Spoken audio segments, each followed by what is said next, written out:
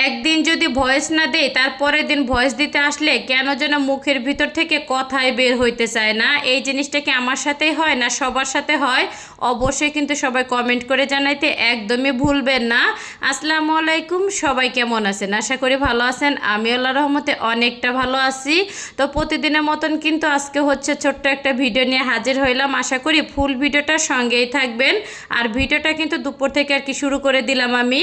তো এই তো ফার্স্টে কিন্তু হচ্ছে আর কি আমি তো চিংড়ি মাছগুলো হচ্ছে ভিজিয়ে নিলাম। আর হচ্ছে লাউটা দেখে এতটাই ভালো লাগতেছিল, মনে হইতেছিল কতই না যেন কচি। আর যখন বটি দিয়ে আর কি কাটতে গেছি এমন একটা অবস্থা হয়েছে, আপনারা কিন্তু দেখে আর কি বুঝতে পারছেন। তারপরে যেহেতু আর কি গাছের তো লাউ না, বাজারের কেনা লাউ এক এক সময় ভালো হয়, আবার এক এক সময় দেখা যাচ্ছে মন্দটা আর কি বেশিই হয়।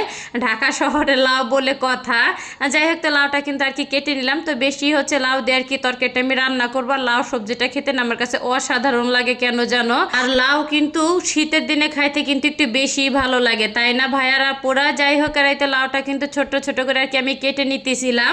আর সাথে কিন্তু একটুখানি হচ্ছে আলু আর কি দেবো। আলু না দিলে কিন্তু একটুখানি মনে হয় যে অসম্পূর্ণ থেকে যায়। আর ঘরে বাচ্চারা থাকলে একটু আলু দিতেই হয় প্রতিটা খাবারের ভিতরে। তারপরে আমার একটা সুবিধা আছে, আমার হচ্ছে বাচ্চারা মশলা দিলে প্রতিটা সবজি অনেকটা হচ্ছে মজা করে আর কি খায়। এদিক দিয়ে হচ্ছে অনেকটা আর কি আমি বেঁচে গেছি। অনেকের বাচ্চায় কিন্তু দেখা যাচ্ছে সবজিটা খাইতেই চায় না, কিন্তু সেই হিসাব করলে আমার বাচ্চারা মশলা দিলে প্রতিটা সবজি অনেক সুন্দর করে আর কি খায়। যাই হোক, আর দেখি কিন্তু হচ্ছে আমি লাউটা আর হচ্ছে আলুটাও সুন্দর করে কেটে নিলাম। আর এখানে কিন্তু হচ্ছে তেলটা গরম হয়ে আসলে তো পেঁয়াজ এবং হচ্ছে তো একটুখানি আর কি আদা রসুন বাটাটাও দিয়ে দিলাম। আর হচ্ছে সেই সাথে আর কি শুকনো যে মশলাগুলি প্রয়োজন, তো শুকনো মশলাটা আমি দিয়ে দিলাম। এখানে জিরা, ধনিয়া আর হলুদ মরিচের গুঁড়া, স্বাদ মতন হচ্ছে নুনটা। যাই হোক, তো মশলাটা কিন্তু কষানো হয়ে গেলে তো মাছগুলি দিয়ে দিলাম। তো মাছটা দেওয়া হয়ে গেলে তো আবারও হচ্ছে একটুখানি আর কি পানি দিয়ে তো নেড়েচেড়ে হচ্ছে আর কি ঢাকনা দেবে, ঢেকে হচ্ছে আর কি রান্না করে নেব।